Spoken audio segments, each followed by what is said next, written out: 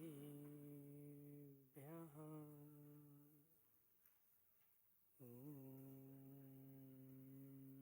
नमः श्रुतिभ्यः तज्जयति परं ज्योति समं समस्तैरनन्तपर्यायैः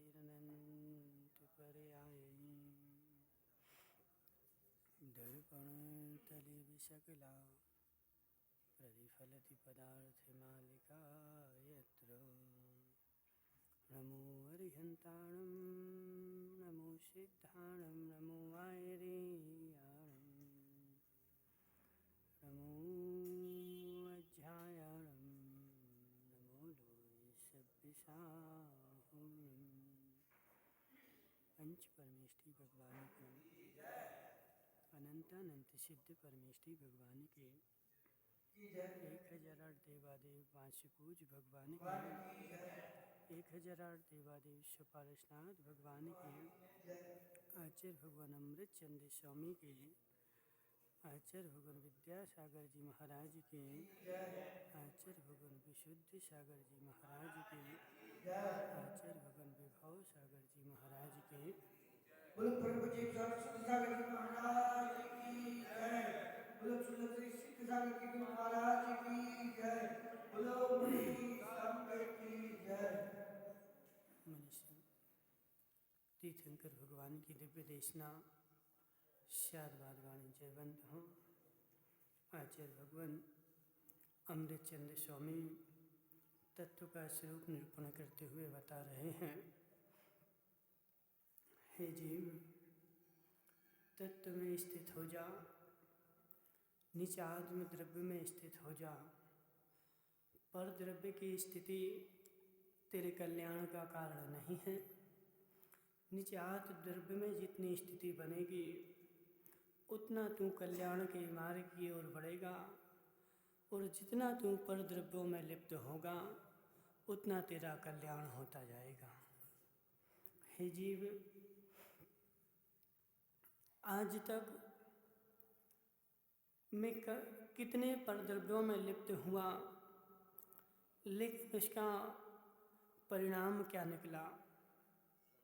बदामी लाल जी, परद्रव्यों में लिप्त होने का परिणाम क्या निकला? संसार भ्रमण, संसार का बढ़ना। लेकिन जब हम लिप्त होते हैं तो उस समय कुछ भी याद नहीं रहता। उस समय तो आनंद आता है, उस समय मज़ा आता है, उस समय सुख की अनुभूति होती है। लेकिन क्या वह आनंद वास्तविक है? निमेश पंडित जी, क्षणिक सुख के लिए हमने शाश्वत सुख को ठोकर मार दी। क्षणिक सुख मिल जाए इसलिए हम शाश्वत सुख से विमुख हो रहे हैं। मात्र क्षणिक सुख ही तो है। 5 इंद्रियों के विषय पर द्रव्य का परिग्रह क्या है? क्षणिक सुख है। वह क्षणिक सुख, निमेश भाई सोचो, जब मेरे पास कोई व्यक्ति आता है, जब मेरे पास कोई ग्राहक आता है, हम उससे जब मायाचारी करते हैं कितना आनंद आता है। कोई ग्राहक, आज वो नहीं आए, कावत जी कहाँ गए? अच्छा, उनको ठीक है। सुनो राजू भाई, डीजल वाले, तुम सुन लो। राजू भाई सुनो, देखो, सुनो नहीं, अनुभव करो, अनुभव करो। जब मेरी दुकान पे कोई ग्राहक आया उस समय मेरे भाव कैसे होते हैं? उस समय अपने भावों को देखो। मेरे भाव ऐसे होते हैं कि इसको जितने से ज़्यादा इसके साथ मायाचारी करके और इससे मैं धन खींच लूँ, इसका धन अपने कब्जे में कर लूं। और उस समय जो मायाचारी करते हैं उस समय आनंद भी आता है। अजित भाई देखो, अनुभव करो, जिस समय हम उससे मायाचारी करके धन खींचना चाह रहे हैं उस समय क्या आनंद नहीं आता? उस समय क्या आनंद नहीं आता? आनंद आता है। लेकिन उससे मायाचारी करने के साथ मैंने धन खींच लिया और वह धन बैंक में जमा कर दिया। अब यह बताओ कि उस समय मायाचारी से आनंद हुआ था, लेकिन धन खींचने के बाद अब बैंक में रखा है, अब मेरा क्या प्रयोजन सिद्ध हो रहा है? मायाचारी कैसे हुए? अजित भाई सुनो, मायाचारी ऐसे हुए कि ये 10 रुपए का पेन एक व्यक्ति आया, उसको हमने 10 में दिया। दूसरा व्यक्ति आया, उससे 20 ले लिए। तीसरा एक सीधा साधा भोला भाला निमेश पंडित जी जैसा आ गया, उससे हमने 25 खींच लिए। तो यह मायाचारी नहीं तो क्या है? जितने ज़्यादा से ज़्यादा व्यापार में मैं खींच सकूं, मेरे ऐसे परिणाम हैं, यह घोर मायाचारी है। अजित भाई समझना, अपना काम बनता नहीं। मुझे व्यापार चलाना है, व्यापार चलाने के लिए एक मुनाफा फिक्स रखो ना, मुझे इतने चाहिए है।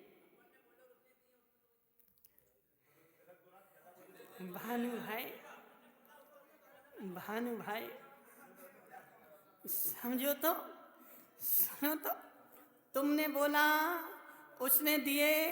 वह सीधा साधा व्यक्ति ऐसे मंदिर में आकर के अजित लालावत बोलेंगे, आज अभिषेक के 1,01,000 रुपया दो। बोलो ना, क्या बोल रहे सुमती लाल जी? हैं? होता ना? सुनो तो पहले, वह पाप व्यापार जो है पाप बढ़ाने के लिए नहीं है, व्यापार जो है वह घर चलाने के लिए है। व्यापार की दुकान में जैसे ही हम बैठे हमारी क्रोध, मान, माया, लोभ चारों कषायें इतनी उग्र हो जाती हैं कि उस समय हमें कुछ भी भान नहीं रहता। सुनो, हाँ बोलो अजित भाई, अजित भाई फिर से बोलें।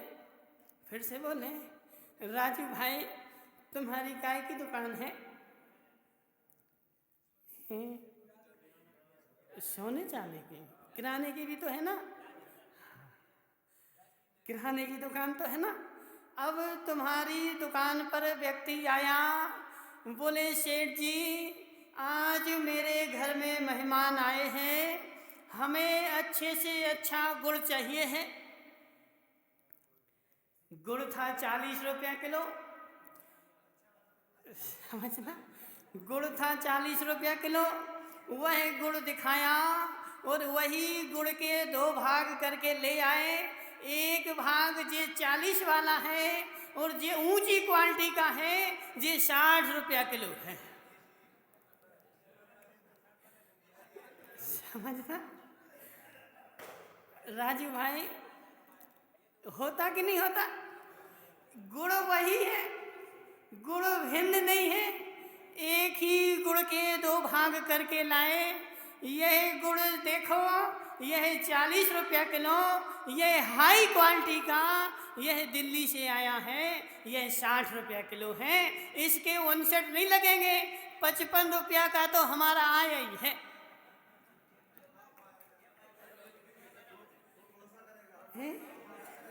अब बोलो ना अजित भाई, जी मायाचारी नहीं है? जी मायाचारी नहीं है? भानु भाई सुनो, भानु भाई सुनो, यह 1 नंबर की बनारस की साड़ी आई है। यह 1800 रुपये की खरीद है। तुम रिश्तेदार हो, जान पहचान के हो, तुम्हें 2000 में दे देंगे, इससे 1 पैसा कम नहीं लगेगा। कौन सी साड़ी? 1800 की आई है। और वही व्यक्ति अभी भागने लगेगा, चलो 1500 दे दो। बोलो ना, यह मायाचारी नहीं है अजित भाई, यह मायाचारी नहीं है, यह घोर मायाचारी है। दुकान में हम जैसे ही बैठे, हमारी क्रोध, मान, माया, लोभ चारों कषाएं उग्र हो जाती हैं। और उग्र करके हम जो कमाते हैं, जिस समय बैठे उस समय तो कषाएं बढ़ गई, और कषाएं बढ़ने से तुमने 2-10 रुपया कमा भी लिए। सोचो न जरा राजू भाई, तुमने कषाएं उग्र करके 2-10 रुपया कमा भी लिए, सामने वाले को ठग कर, मायाचारी करके, लोभ करके, और वह पैसा कमाने के बाद तुमने बैंक में जमा भी कर लिया। लेकिन जरा सोचो, वह पैसा मेरे किस काम में आया? सुनो तो जरा राजू भाई, सुनो। पार्सवालिया जी, तुमने 2-10 रुपये कमा लिए, 2-4 मकान बना लिए, और घोर मायाचारी की, उस घोर मायाचारी का जो पाप है वह तो मेरे काम में आया, लेकिन जो पैसा कमा के रखा है वह किस काम में आया? पूरी जिंदगी निकल गई, पूरी जिंदगी निकल गई सेठ जी साहब, कभी उस पैसे को बैंक से निकाला ही नहीं।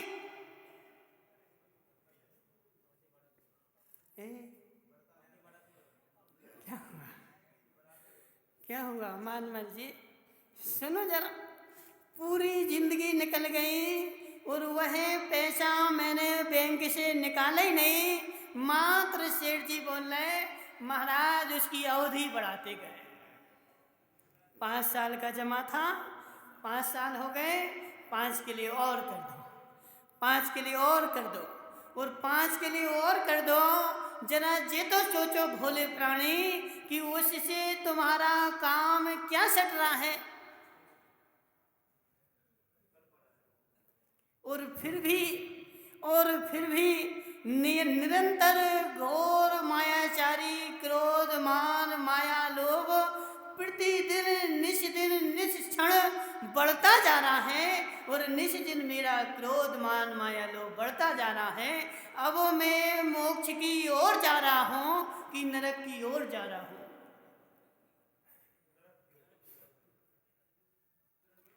इन कषायों में कमी हो तो मेरा कल्याण का मार्ग बढ़े, और कषायें तो निश्चित बढ़ती जा रही हैं, और मैं बोल रहा हूं कि मैं धर्म करते जा रहा हूं और मैं मोक्ष मार्गी हूं। वो कावत जी क्या हो गया? चक्कर आ रहे? वो कावत जी को चक्कर आ रहे। वो कावत जी देवी के चक्कर में ऐसे फंसे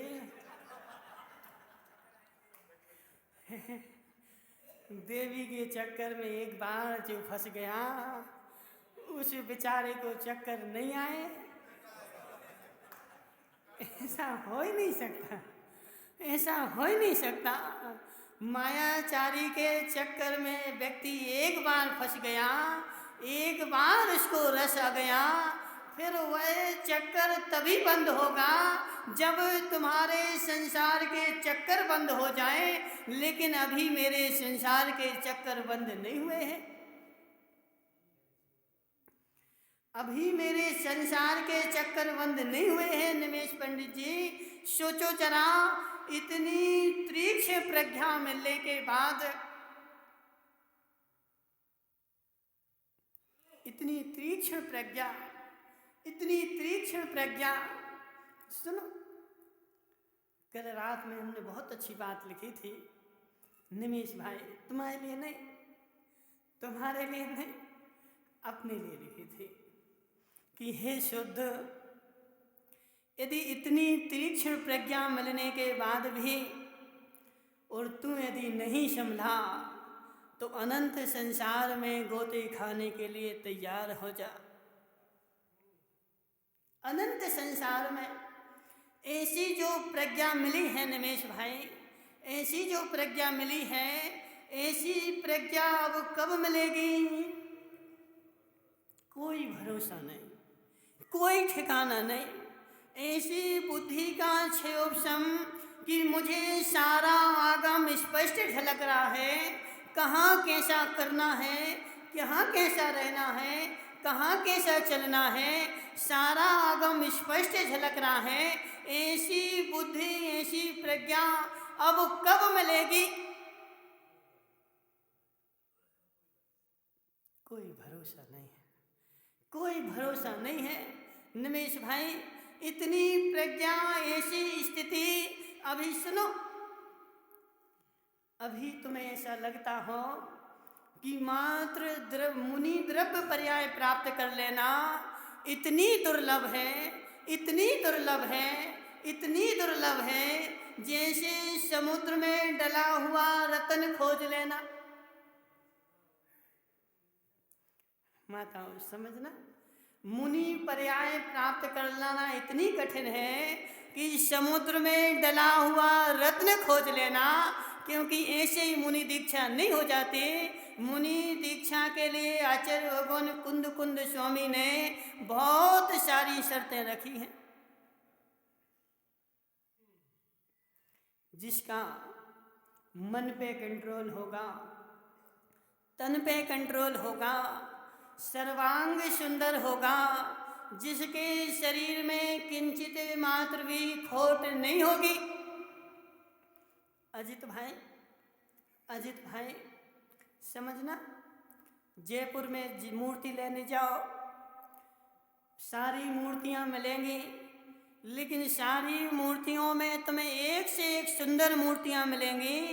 एक से एक सुंदर मूर्तियां मिलने के साथ उनका रेट आधा होगा, लेकिन बीतरागी दिगंबर मूर्ति लेने जाओगे उसके रेट 2 गुने मिलेंगे। मनसुखलाल जी, ऐसा क्यों? ऐसा क्यों? उसने दूसरी मूर्ति बनाई, उसमें तो रंग भी लगाया, उसने रोगन भी लगाया, चमकदार मुकुट भी पहनाया, लेकिन पीतनाग मूर्ति बनाई, उसमें किंचित मात्र भी रंग नहीं लगा, उसका कुछ लगा ही नहीं है। निमेश पंडित जी सोचो ना जरा, अरहंत भगवान की मूर्ति बनाने के लिए क्या लगता है? कुछ भी नहीं लगता। क्या नाम तुम्हारा? मनसुखलाल जी, अरहंत भगवान की मूर्ति बनाने के लिए क्या लगता है? कुछ भी नहीं लगता। एक पत्थर ही तो उठाया ना, और पत्थर में ही आकार निकाल दिया। ना मेरा रंग लगा, ना रोगन लगा, ना ब्रश लगा, ना स्वर्ण लगा, ना चांदी लगी, कुछ भी नहीं लगा, मात्र पत्थर में ही तो आकार निकाल दिया। लेकिन वह आकार भी, वस्तुपाल जी, वह आकार भी अन्य मूर्तियों से दूने चौगने रेट लगेंगे जब मिलेगा, क्योंकि उसमें किंचित मात्र भी खोट नहीं चलती। क्या? किंचित मात्र भी खोट नहीं चलती। कहाँ चल दिए सुदीप भाई? ये मोबाइल जो है ना, घर पे छोड़ के आओ करें। सुनो, राजू भाई डीजल वाले, वह मूर्तिकार का कहना क्या था बोले महाराज यदि अन्य मूर्ति हम बनाएंगे उसमें कोई खोट निकल आएगी, दाग निकल आएगा या फूट जाएगी तो हम उसमें रंग भर देंगे। लेकिन दिगंबर मूर्ति बनाई, उसमें यदि कहीं खोट निकल आई, दाग निकल आया, फूटी निकल आई, उसमें कुछ भी नहीं चलता, उसको तो मात्र अलग ही करना पड़ता है, फेंक देना पड़ता है। इसलिए इस मूर्ति के दुगने रेट मिलते हैं। सुनो धर्मेश भाई, तुम्हें मनुष्य पर्याय भी मिल गई, अच्छा कुल भी मिल गया, पैसा भी मिल गया, सब कुछ मिलने के बाद भी तुम यही सोचो कि हम मुनि बन जाएं। पहले तो बुद्धि ही आना कठिन है, पहले तो बुद्धि ही आना कठिन है, और कदाचित बुद्धि भी आ गई तो बुद्धि आने के बाद जब तुम दीक्षा लेने जाओगे तुम्हारा शरीर भी देखा जाएगा, तुम्हारा मन भी देखा जाएगा, तुम्हारे विचार भी देखे जाएंगे। क्योंकि मन में तनिक विचार आया, तन में विकार आ जाएगा, तुम्हारी दीक्षा नहीं होगी, तुम्हारी दीक्षा नहीं होगी। तुम क्षुल्लक तो बन सकते हो लेकिन मुनि नहीं बन सकते। अजित भाई, इसलिए यह मनुष्य पर्याय मिलना तो दुर्लभ है ही। सोचो जरा निमेश भाई, मनुष्य पर्याय मिलना तो दुर्लभ है ही, मनुष्य पर्याय में मुनिपना मिल जाए महादुर्लभ है। और एक बार मुनिपना मिल गया और फिर भी तुम नहीं संभले,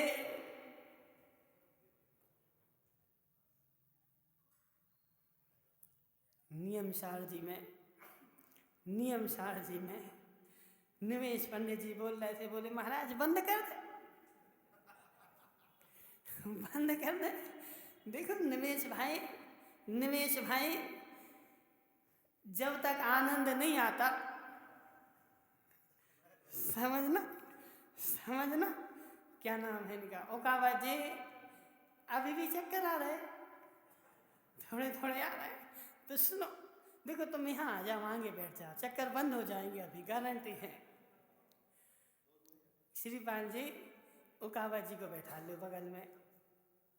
हाँ देखो ओकावा जी, सुनो, दुकान खूब चल रही हो, खूब पैसा आ रहा हो, अब दुकान बंद करने का समय हो रहा है। अब नौकर बोलेगा सेठ जी समय हो गया, बंद कर दे, क्या कहोगे? क्यों वह नौकर बंद करने के लिए बार बार क्यों बोल रहा है? निमेश भाई, तुम्हें नौकर नहीं बोल रहे, बुरा नहीं मानना, तुम्हें नौकर नहीं बोल रहे। देखो उदाहरण जो होता है वो एक देश होता है, सर्वदेश नहीं होता। दुकान चल रही है, दुकान में पैसा आ रहा है, मालिक को आनंद आ रहा है, वह बंद करना नहीं चाह रहा है, लेकिन नौकर बार बार बोलेगा कि बंद कर दे। क्यों? उसको आनंद नहीं आ रहा है, क्योंकि उसके प्रयोजन की सिद्धि नहीं हो रही है, उसको कुछ मिलने वाला थोड़ी, समझना, उसको कुछ मिलने वाला थोड़ी है। 8 के 9 बज जाए, मिलेगा तो मालिक को, आनंद आएगा मालिक को, लेकिन नौकर तो बेचारा फ्री में पिसना है। लेकिन यदि नौकर से भी बोल दो कि तुम्हें जितने घंटे हो जाएंगे उतने एक्स्ट्रा पैसा मिलेंगे, बताओ, अब वह कहेगा कि बंद कर दें, अब वह कहेगा कि बंद कर दें।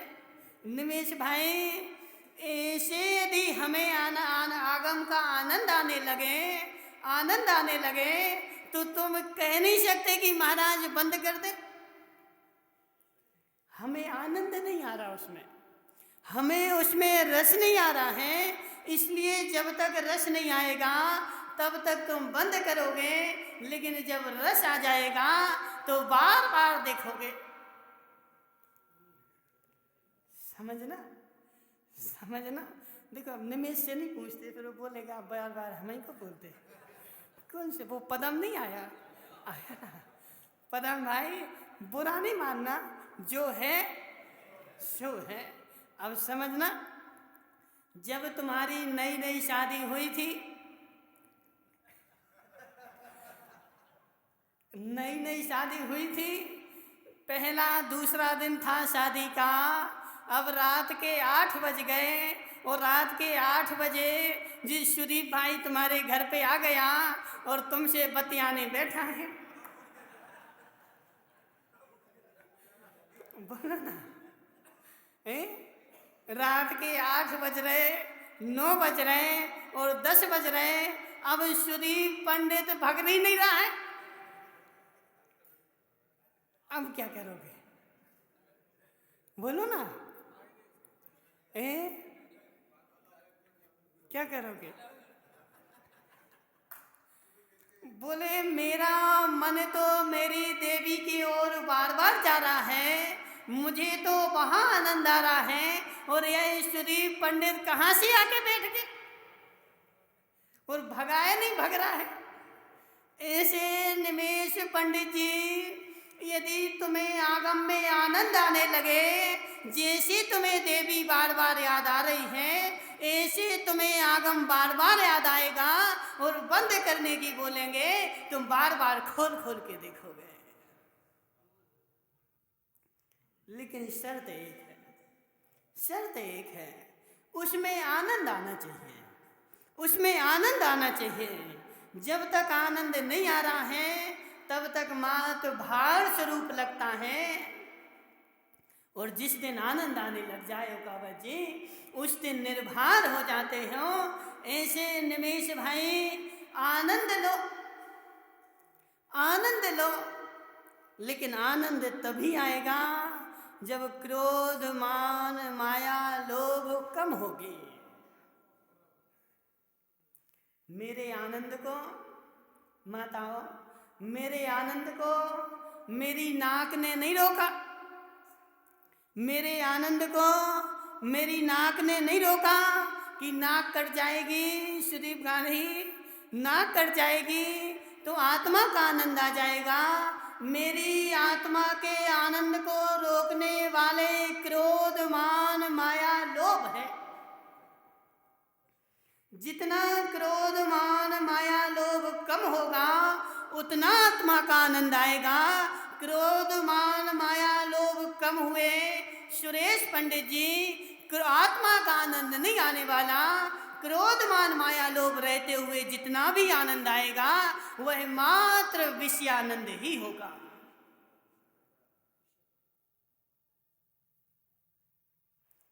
महेश सेठ,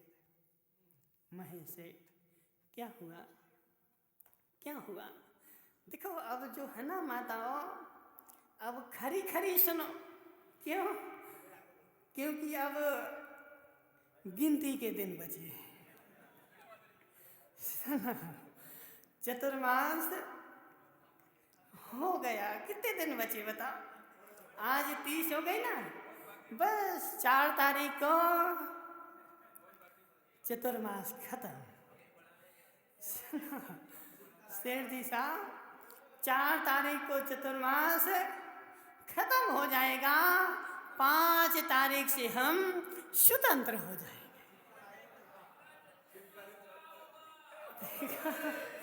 देखो देखो सुनो मनसुख लाल जी, चतुर्मास तो 4 तारीख तक ही है। अब शीतकाल कहाँ होगी, तो केवली के ज्ञान में झलक रहा है।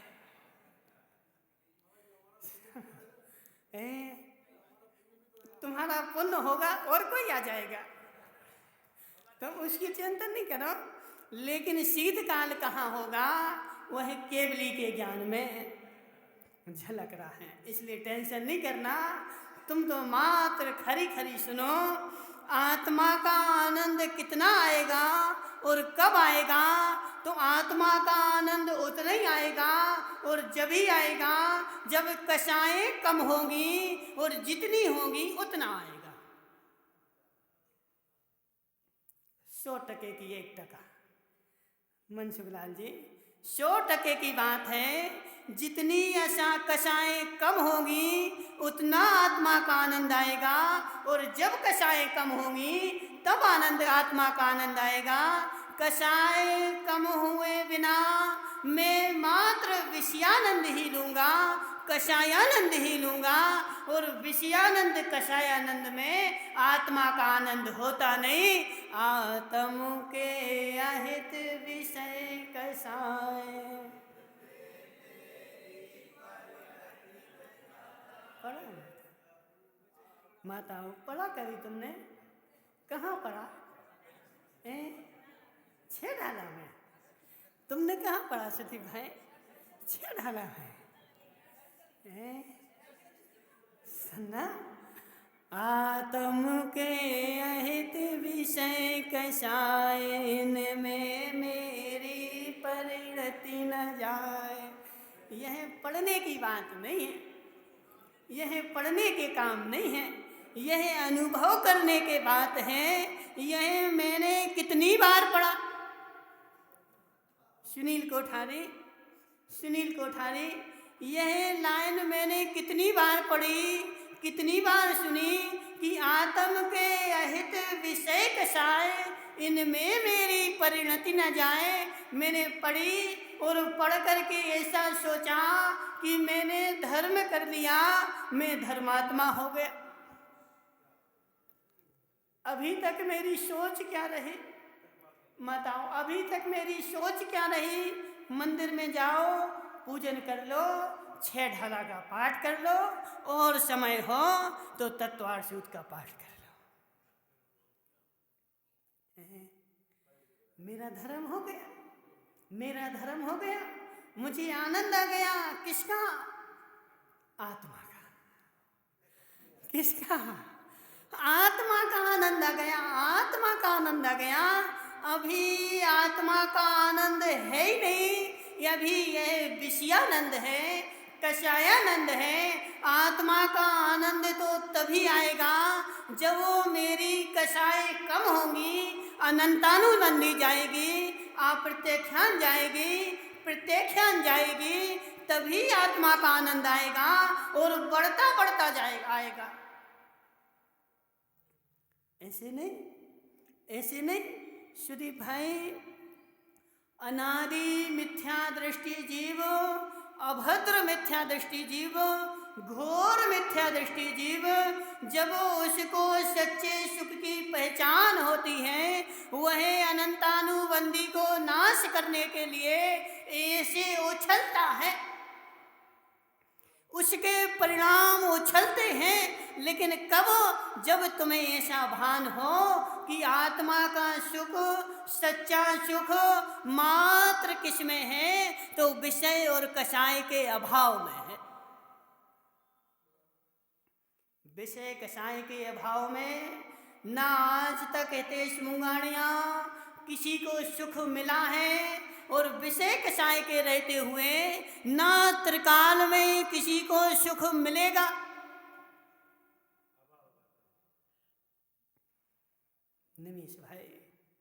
निमेश भाई जरा देखो तो, आगम को पढ़ो तो, और पढ़ो ऐसे नहीं, रस ले लेकर के पढ़ो, रस ले लेकर के पढ़ो और प्रति समय रस लेकर के पढ़ो। कुंद कुंद स्वामी प्रवचन सार जी में क्या लिखते हैं? जिस भव्य जीव की भवितव्यता निकट आती है, वह भव्य जीव गुरु के पास जाकर के क्या निवेदन करता है कि हे भगवान,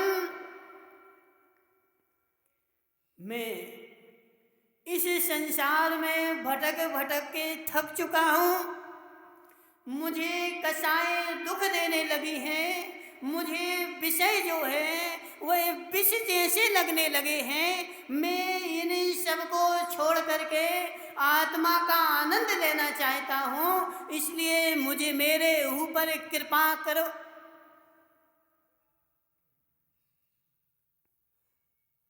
निमेश भाई, लेकिन यह परिणति बनती कब है? यह परिणति बनती कब है? जब मुझे ऐसा भान हो कि जब तक कषाय रहेगी तब तक मुझे आत्मा का आनंद नहीं आएगा। मात्र मुझे किसका आनंद आएगा? तो विषयानंद आएगा। पांचों इंद्रियों में से किसी ना किसी इंद्रिय का आनंद आएगा। मैंने प्रवचन सुना, हितेश मुंगानिया प्रवचन सुना, और प्रवचन सुन करके क्या आनंद आया कि मजा आ गया। आज प्रवचन में मजा आ गया। क्यों? बोले निमेश पंडित जी पिंजड़े में फंस गए, हमें तो मजा आ गया। किसका मजा है? किसका मजा है? यह विषयानंद है, यह रौद्र ध्यान है। निमेश पंडित जी उपलक्षण है, लक्षण नहीं है, उपलक्षण है। उपलक्षण को समझ करके सारे लक्षणों को समझ ले, वह तो ज्ञानी, और जो उपलक्षण को पकड़ के बैठ जाए वह अज्ञानी। निमेश भाई उपलक्षण जानते हो?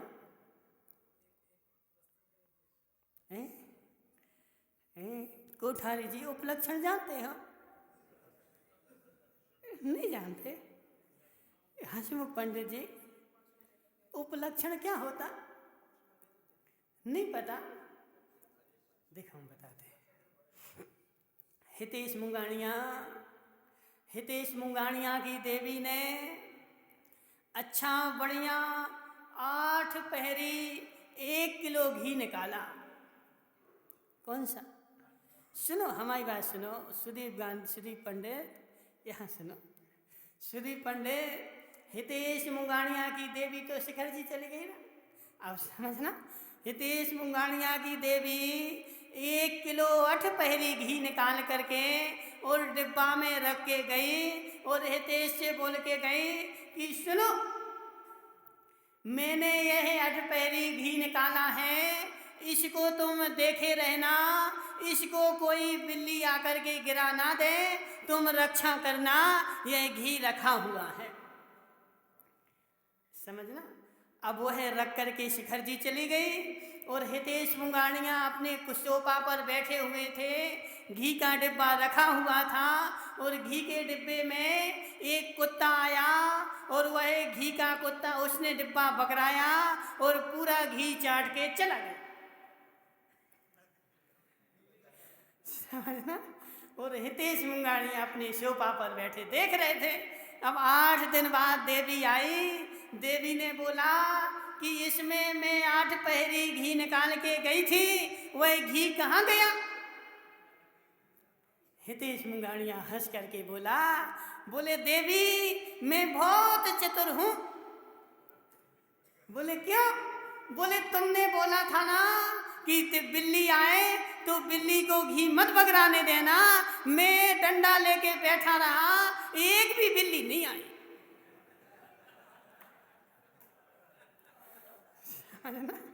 हितेश भाई, एक भी बिल्ली नहीं आई, तो बिल्ली नहीं आई सही है, लेकिन तुम यह तो बताओ कि घी कहाँ गया? बोले एक कुत्ता आया था, वो खा गया।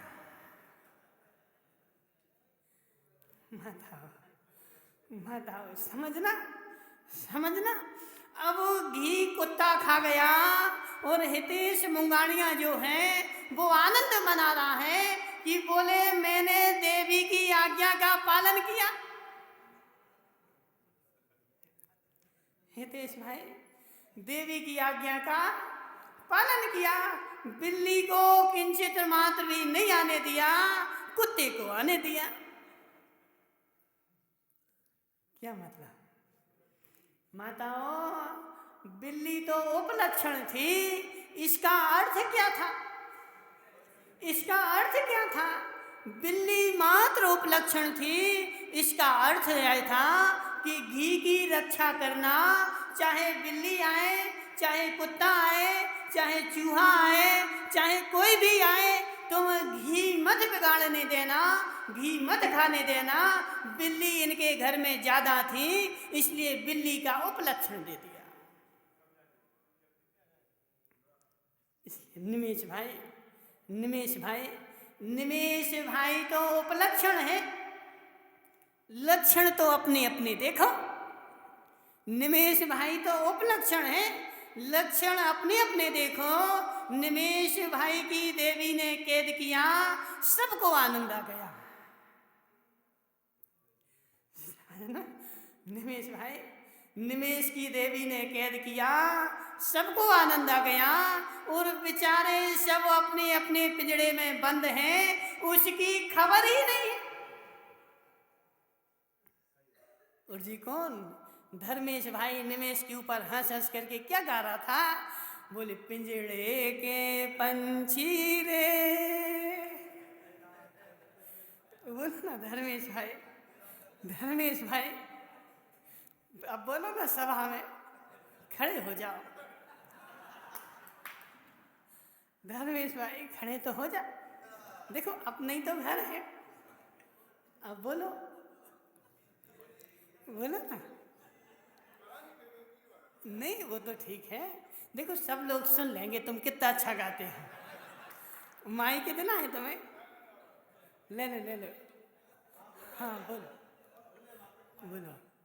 पिंजरे के पंछी रे, तेरा दर्द जाने को। ये मात्र उपलक्षण है, मेरे में किसके लक्षण है? अब सुनो, पिंजड़े के पंछी रे, तेरा दर्द ना जाने कोई। तो यह निमेष से कहने की आवश्यकता नहीं है, तुम अपने में सोचो। बाहर से तुम खामोश रहे और भीतर भीतर रोए रे। माता हो, देखो उसने पहले बोल दिया, बोले महाराज ये कहानी घर घर की है। बाहर से ऐसा दिखता है खूब आनंद में है और बाहर से हंस लेता है, लेकिन अंदर से देखो ना, अंदर में रोने बैठा है। अंदर की कहानी किसको बताएं? जिसको बताने जाएंगे अनिल भाई धीरा भाई, अंदर की कहानी किसको बताएं? अब वो देवी चली गई पूना, अब वो देवी चली गई पूना, अब तुम यहाँ लगाओ चूना, समझना। अनिल भाई धीरा भाई, देखो कहानी घर घर की है। अब बाहर से तो हंस लेते, अंदर की कौन कौन को बताएं, किस किस को खोल के बताएं? अंदर की खोलोगे चोर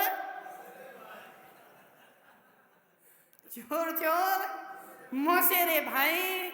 यहाँ तो प्रवीण भाई पारसोलिया, सत्य बताना, तुमने यहाँ हॉल में बैठ के 4 महीने जितना हंसा है, इतना घर में बैठ के भी हंसते हो?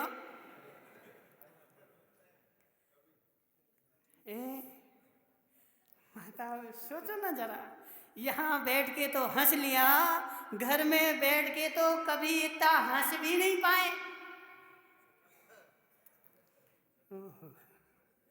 पिंजड़े में पंछी बंद है, उसका दर्द कोई नहीं जानता है, उसका दर्द वही स्वयं जानता है। इसलिए निमेष पंडित जी उपलक्षण है। अपने अपने पिंजड़े को देखो और अपने अपने पिंजड़े को तोड़ने की कोशिश करो। दूसरे के पिंजड़े में झांकने से कोई प्रयोजन सिद्ध नहीं होगा। इसलिए हे भोले प्राणी महेश सेठ, समझो जरा, जितनी मेरी कसाई कम हो उतना मेरा आत्मानंद हो, और जितने मेरे विषय कम हो उतना मेरा आत्मानंद हो। विषय कसाई के बीच रहते रहते क्या सुदीप गाने, तुम गाने थोड़ी हो।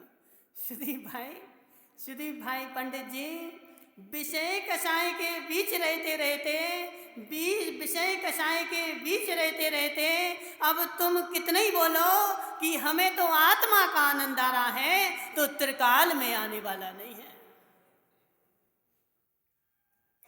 वह देवी का आनंद तो आ सकता है निमेश भाई, देवी का आनंद तो आ सकता है, लेकिन आत्मा का आनंद नहीं आ सकता। आत्मा का आनंद तो तभी आएगा जब विषय कषाय छूटेंगे। विषय कषाय में रहते रहते हसमुख पंडित जी, त्रिकाल में भी आत्मा का आनंद आने वाला नहीं है। जितना जितना देखो, प्रवचन सार पढ़ा मनसुखलाल जी, तुमने पढ़ा है? पढ़ा है? समझना, वहां तो पढ़ा है, लेकिन यहां पढ़ा कि नहीं पढ़ा?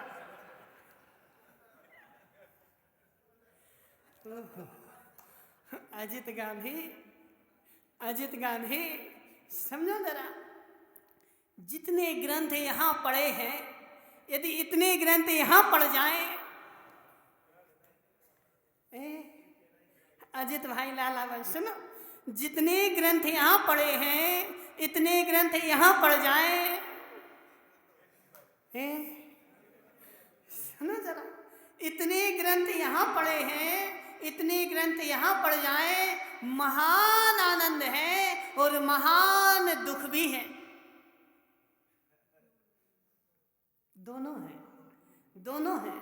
यदि इतने ग्रंथ मैंने पढ़ करके और मुझे अहंकार आ गया कि मैं इतने ग्रंथ का पाठी, मैं महान ज्ञानी, गया बेचारा परिग्रह के भार में दब गया, उसकी कषाय बढ़ गई। और इसी ग्रंथ को देख करके यदि उसकी कषाय कम हो जाए तो आत्मा का आनंद आ जाए।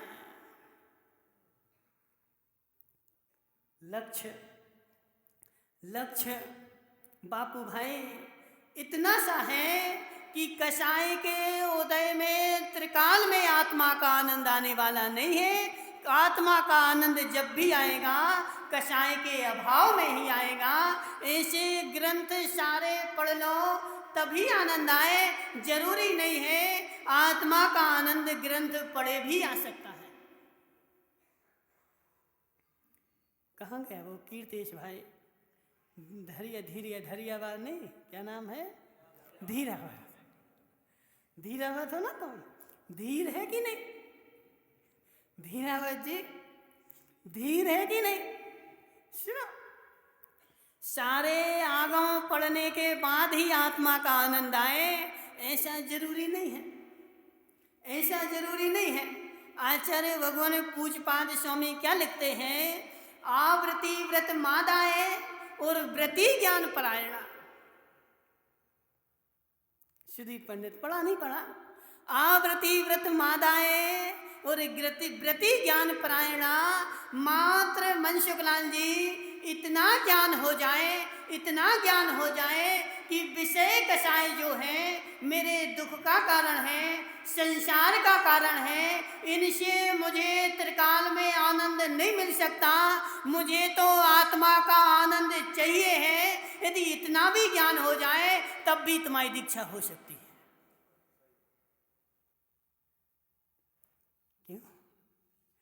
क्यों? सुनो कीर्तेश भाई, दीक्षा करने के लिए सारा आगम में पढ़ूं जरूरी नहीं है। मोक्ष मार्ग प्रकाशक पढ़ा तुमने? में क्या नाम तुम्हारा? मनसुखलाल जी, मोक्ष मार्ग प्रकाशक पढ़ा तुमने? निमेश पंडित, सुदीप पंडित पढ़ा मोक्ष मार्ग प्रकाशक? उसमें पंडित जी ने क्या लिखा?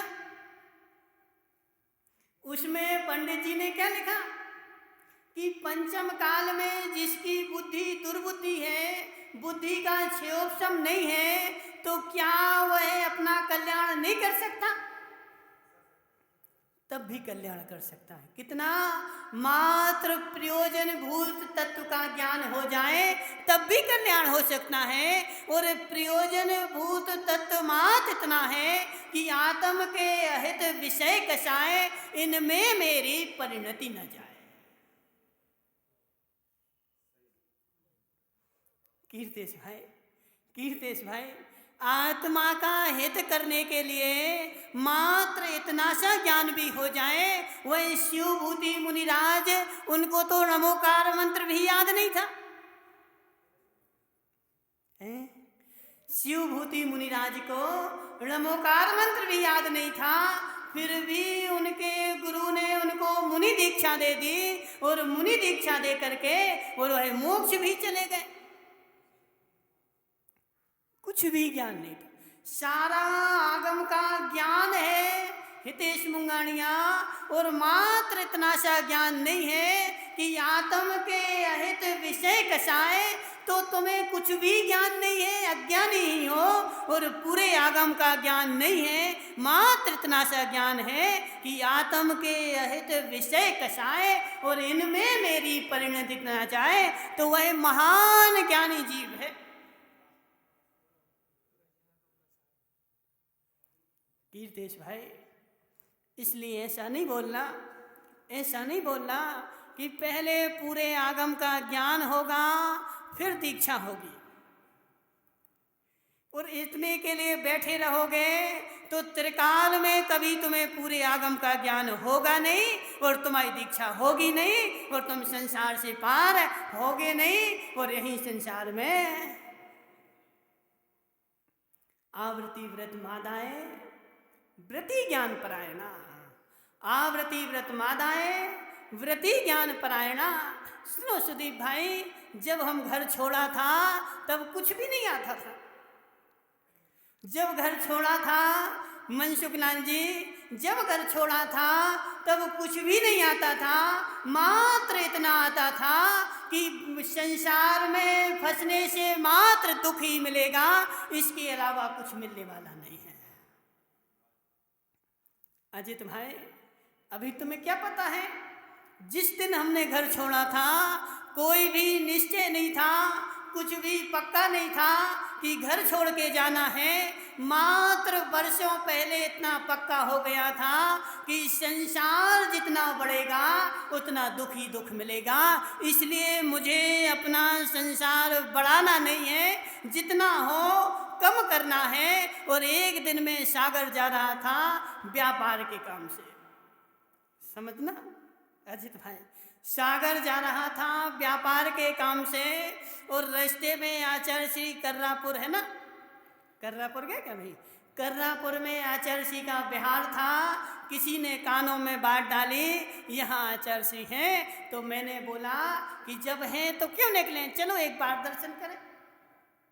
वहाँ पहुँचे, एक महाराज ने बोले कहाँ से आए? जब बिहार में चलो, बोले आचार्य श्री तुम्हारे गांव जा रहे हैं। हमने चलो, रास्ते में चर्चा हुई, आचार्य श्री बोले हमारे साथ चलो, हमने बोला चलो। मनसुख लाल जी समझना, शाम को चर्चा हुई थी और सुबह हम साथ में चल दिए थे।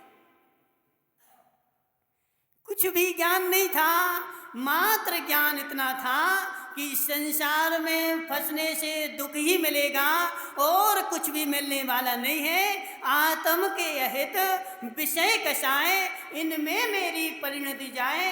जितने विषयों में कषायों में फंसोगे उतना दुख मिलता जाएगा।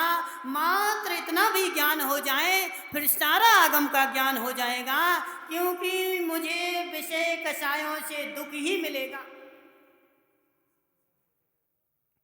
अजित भाई सुनो, विषय कषायों में सुख त्रिकाल में नहीं है। यदि इतना ज्ञान हो जाए तब भी आनंद आनंद है, और इतना ज्ञान ना हो करके संसार में फंसते जाओ तो दुख ही दुख है। निमेश भाई तुमने शास्त्री तो की, बहुत सारा ज्ञान हुआ, लेकिन इतना ज्ञान नहीं हुआ कि आत्म के अहित विषय कषाय। आत्मा का हित विषय कषाय में है। अब विषय कषाय में दुख ही है और मुझे तो सुख चाहिए है। जैसे भी मिले, जिस मार्ग से भी मिले, मैं तैयार हूँ। और जब मैंने आगम पढ़ा और आगम में जब आगे आगे बातें मिलती गई तो मुझे दुख नहीं हुआ, आनंद ही आनंद आता गया, क्योंकि आनंद का मार्ग इसके अलावा दूसरा है ही नहीं।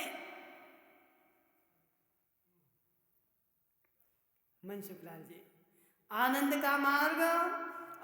का मार्ग इसके अलावा कोई दूसरा है ही नहीं। सुख का मार्ग कोई है तो मात्र यही है, इसके अलावा दूसरा है ही नहीं। और मुझे सुख यदि चाहिए है तो इस पर ही चलना पड़ेगा।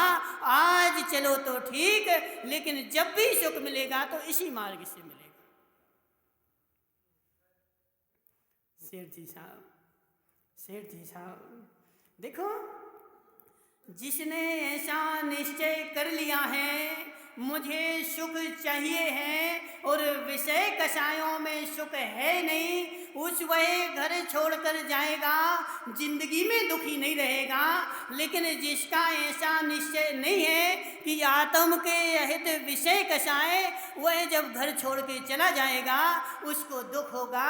तो बार बार याद आएगी, निमेश पंडित जी, इससे अच्छी तो मेरी देवी थी, कम से कम वह बना के समय पे खिला तो देती थी सोने की कटोरी में।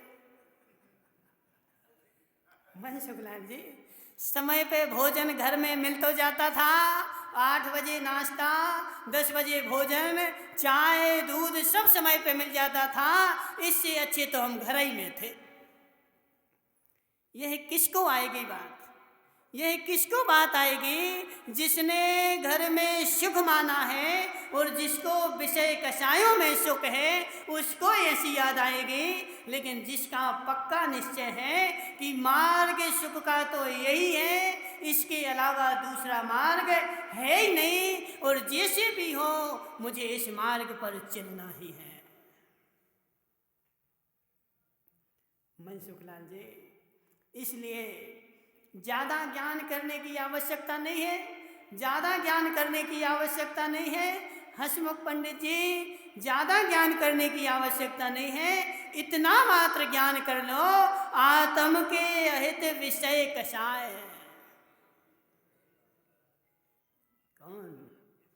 मेरी निज आत्मा, मेरा हित करने वाला कोई है तो वह विषय और कषाय 2 ही वस्तु हैं। संसार में किसी की हिम्मत नहीं, ताकत नहीं पदम भाई कि धर्मेश भाई मेरा पूरा कर दे। उकाबा जी, चक्कर तो नहीं आ रहे? देखो, हमने बोला था ना बंद हो जाएंगे चक्कर। आगे बैठोगे, देखो मोक्ष मार्ग में आ जाओ, सब चक्कर मक्कर बंद हो जाए। चक्कर माँ संसार में ही है, चक्कर खाते रहो, सो चक्कर आते रहेंगे। उस देवी के चक्कर खाए थे कि नहीं? बोलो ना, देवी के कितने चक्कर लगाए थे? 7 चक्कर लगाए थे ना, इसलिए 7 बार चक्कर आ रहे। देवी के चक्कर नहीं लगाए होते,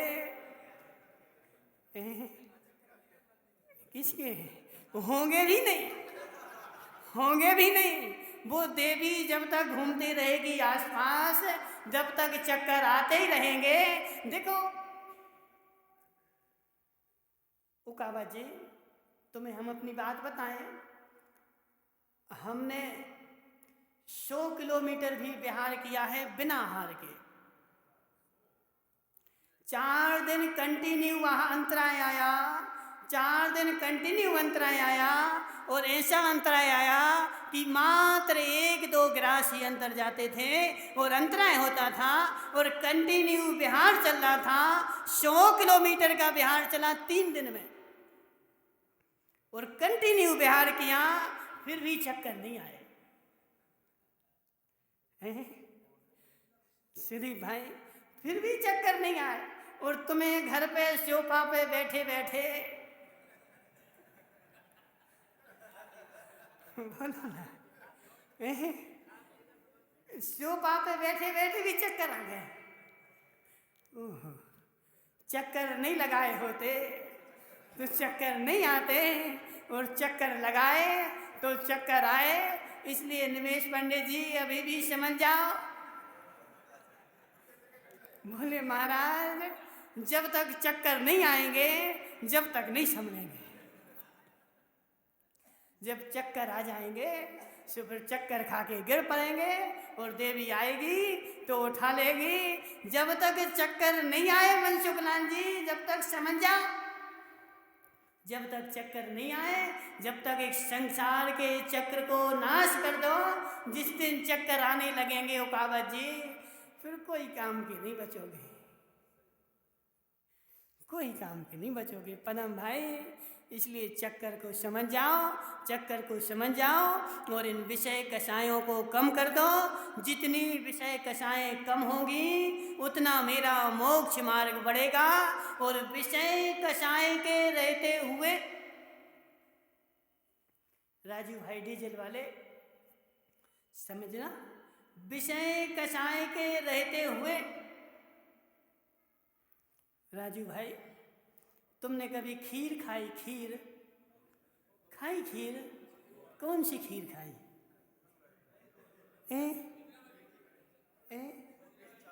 मिर्ची वाली?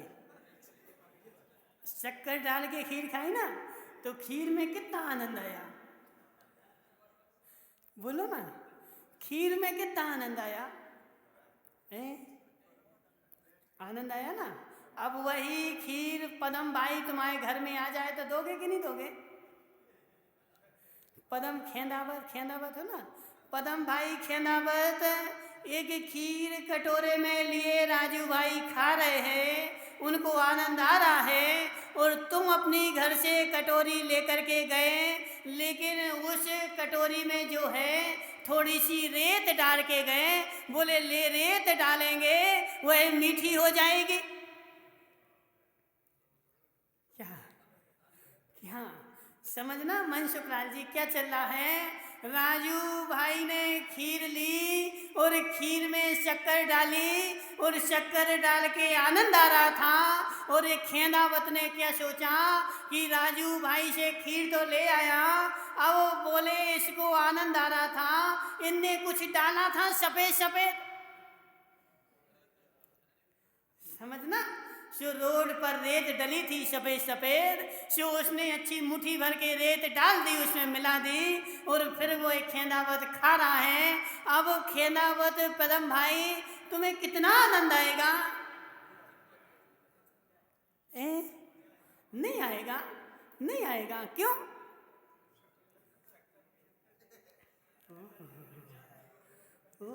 क्या क्या सुदीप भाई देखो, गणित ऐसे ही है, गणित ऐसे ही है। आगम ने तो एकदम शुद्ध खीर बनाई है।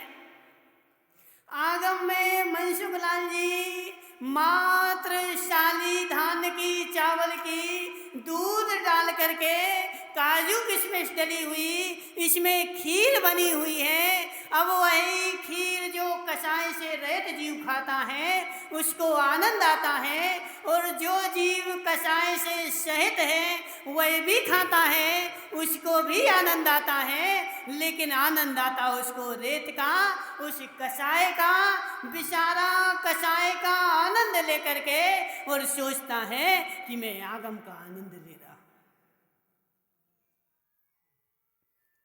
माताओं, इतने शांत क्यों हो गए तुम लोग?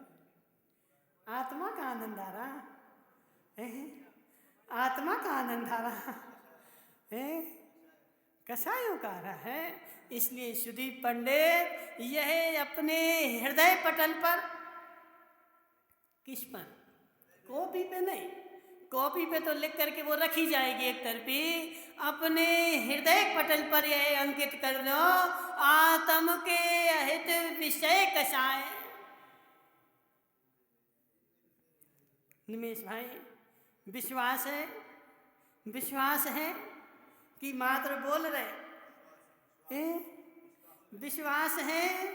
आत्म के अहित विषय कषाय, विषय जो है पांचों इंद्रियों के विषय और चारों कषाय, एक दो नहीं, चारों कषाय मेरी आत्मा के अहितकारी हैं और जितनी जितनी यह बढ़ती जाएंगी उतना उतना मेरा संसार बढ़ता जाएगा और जितनी जितनी कम होगी उतना मेरा संसार घटेगा, धर्म बढ़ेगा। इसलिए माताओं, विषयों को, कषायों को यदि मोक्ष जाना चाहते हो तो विषय कषाय को कम कर दो, कल से नहीं। पदम भाई कब से? बोले महाराज वह बच्चे की शादी हो जाए। समझना, देखो एक बहुत 2 मिनट में कहानी सुना दें। एक हिंदू पुराण में एक कहानी आती, जैन पुराण में नहीं, हिंदू पुराण में एक कहानी आती है कि नारद जी गए नरक में। नारद जी गए नरक में, उनको नरक में पैर रखने भी जगह नहीं मिली। वहां से लौट के आए और विष्णु जी के पास पहुंचे। बोले हे विष्णु, तुम बड़े रागदेशी हो। बोले नारद जी मैंने क्या किया? बोले तुम यहाँ आराम से सो रहे, पैर पसारे और पूरी जगह में मालिक बने हो और वहां नरक में जाओ सो पैर रखने जगह नहीं है। बोले नारद जी, बोले हम कोई रागद्वेषी नहीं है। यदि तुम तो पृथ्वी पे चले जाओ, कोई व्यक्ति यदि स्वर्ग में आने को तैयार हो तो ले आओ, हम तैयार हैं यहाँ रखने के लिए। नारद जी गए पदम खेंदावत के पास। बोले पदम खेंदावत, बोले प्रणाम नारद जी। बोले बोलो कैसा आना हुआ? बोले पदम खेंदावत, हम तुम्हें स्वर्ग में लेने आए हैं।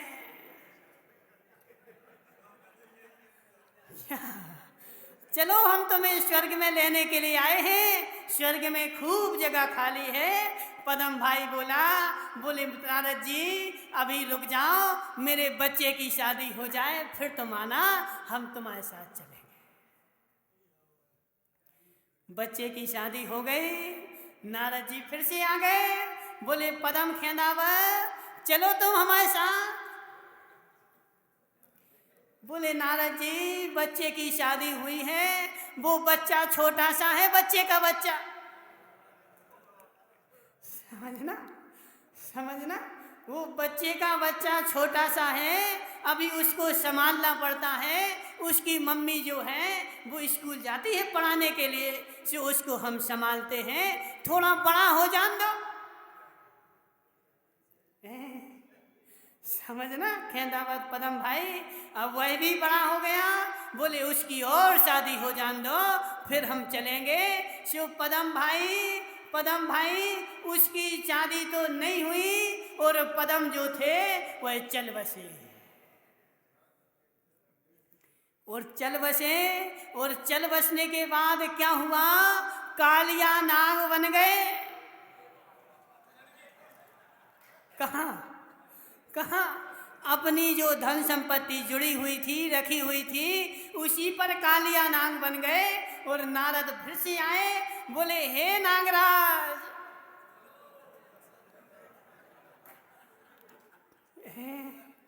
हे नागराज, तुमसे हमने बोला था कि चलो हम तुम्हें स्वर्ग में लेने आए हैं, तुम अभी चलो।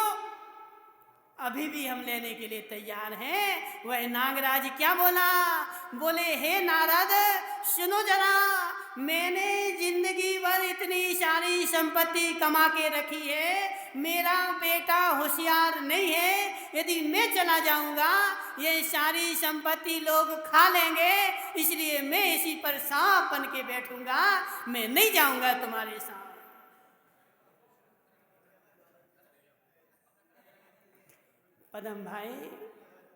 पदम भाई वह नारद जी ने अपना माथा ठोका और विष्णु जी के पास गए, उनके चरण पखारे। बोले हे विष्णु जी, तुम्हारी गलती नहीं, गलती मेरी थी, कोई बेचारा आने को तैयार ही नहीं है।